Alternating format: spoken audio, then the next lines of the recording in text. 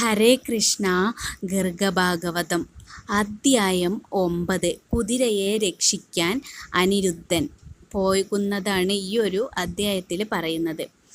നാരദ മഹർഷി തമ്പുരുവിനോട് കൂടെ സ്വധാമത്തിലേക്ക് പോയ ശേഷം ഉഗ്രസേനൻ ഗർഗമുനിയെ വിളിക്കുവാനായി അയച്ച ദൂതന്മാർ അദ്ദേഹത്തെ കണ്ട് ഉഗ്രസേനൻ നടത്തുവാൻ പോകുന്ന യജ്ഞമഹോത്സവത്തിനു വേണ്ടി അവിടേക്ക് ചെല്ലുവാനായി ക്ഷണിക്കുകയും അദ്ദേഹം ദ്വാരകാപുരിയിലേക്ക് പുറപ്പെടുകയും ചെയ്തു.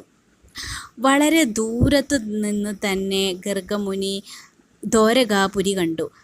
മധുരാപുരിയിലേക്കുള്ള വഴികൾ കാണപ്പെട്ട മനോഹര ദൃശ്യങ്ങൾ കണ്ടുകൊണ്ട് അദ്ദേഹം മധുരയിലെത്തി. രൈവത പർവ്വതം, ഗോമതീ നദി എന്നിവയാൽ ചുറ്റപ്പെട്ട ആ നഗരി അത്യധികം ആനന്ദപ്രദമായിരുന്നു.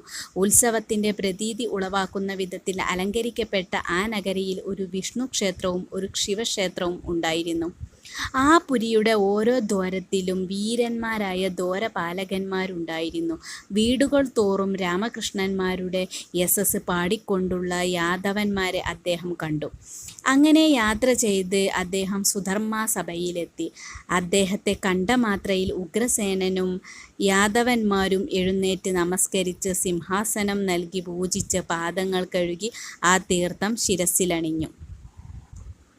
അനന്തരം ഉഗ്രസേനൻ ഗർഗമഹർഷിയോട് താൻ അദ്ദേഹത്തിൻ്റെ ആജ്ഞാനുസരണം അശ്വമേധം നടത്താൻ ഒരുങ്ങിയിരിക്കുകയാണെന്നും സാക്ഷാൽ ലോകനാഥനായ ശ്രീകൃഷ്ണ ഭഗവാൻ അവിടെ സന്നിഹിതനായിരിക്കണമെന്നും പറഞ്ഞു.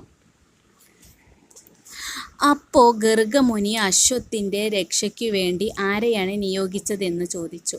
1 വർഷക്കാലം അസിപത്രവ്രതം അനുഷ്ഠിക്കേണ്ടതുണ്ടെന്നും അദ്ദേഹം പറഞ്ഞു. അത് കേട്ട ഉഗ്രസേനൻ ഉടനെ ഭഗവാന്റെ നേർക്കു നോക്കി.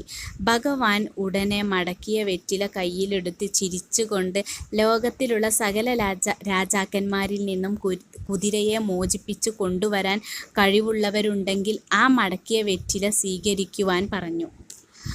കുറച്ചു നേരത്തേക്ക് യാദവന്മാർ അന്യോന്യം നോക്കിക്കൊണ്ടിരുന്നു. അപ്പോൾ പ്രദ്യുമ്ന പുത്രനായ അനിരുദ്ധൻ ഉഗ്രസേനനെ നമസ്കരിച്ചുകൊണ്ട് ഭഗവാന്റെ കയ്യിൽ നിന്ന് വെറ്റില സ്വീകരിച്ച് താൻ കുതിരയെ മോചിപ്പിക്കുമെന്ന് ശപഥം ചെയ്തു.